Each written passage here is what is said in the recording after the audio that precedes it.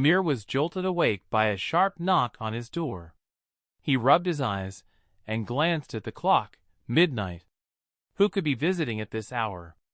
Cautiously, he peered through the peephole. A hooded figure stood outside, their face obscured. Before Amir could react, an envelope slid under the door. He picked it up, his hands trembling. Inside was a single sentence. "Don't trust anyone. They're coming for you." The knocking stopped. When Amir opened the door, the hallway was empty. The next evening, Amir sat in a quiet diner, trying to make sense of the warning. A woman in a leather jacket approached his table and sat down without asking.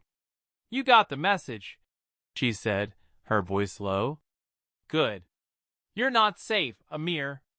They've been watching you for weeks." Amir's heart raced. "Who are you? And who's watching me?" The woman leaned closer. "Names don't matter. What matters is that you trust no one. Not even me."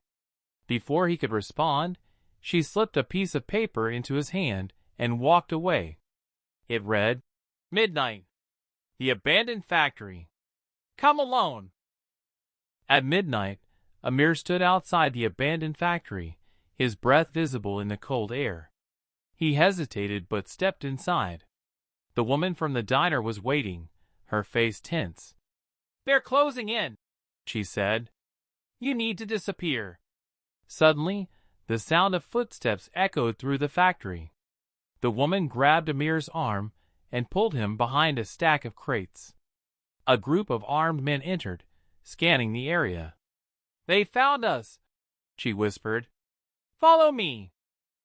Amir followed the woman through a hidden exit into an alley.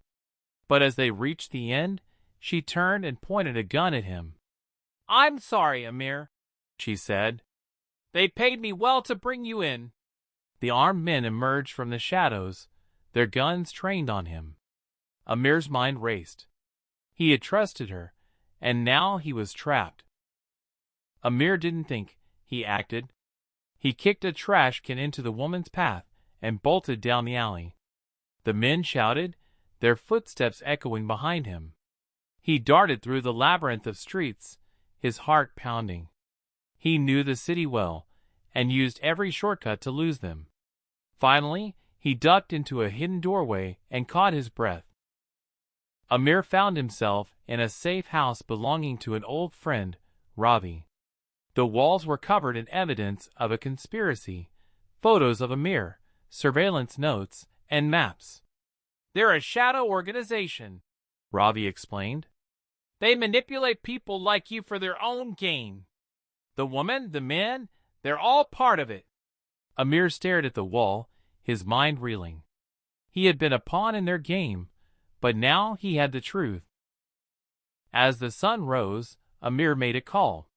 "I know who you are," he said into the phone, "and I'm coming for you." He hung up and tossed the phone into the river below. They had tried to control him, but he was done running. The shadows of deception had consumed him, but now he would fight back. Don't trust anyone. Moral of the story: in a world where deception lurks in every shadow, trust is a luxury you cannot afford. True strength lies in relying on your instincts, questioning everything, and never letting others dictate your path.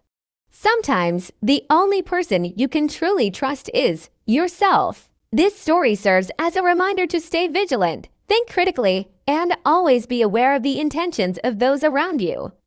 Trust must be earned, not freely given, especially when the stakes are high.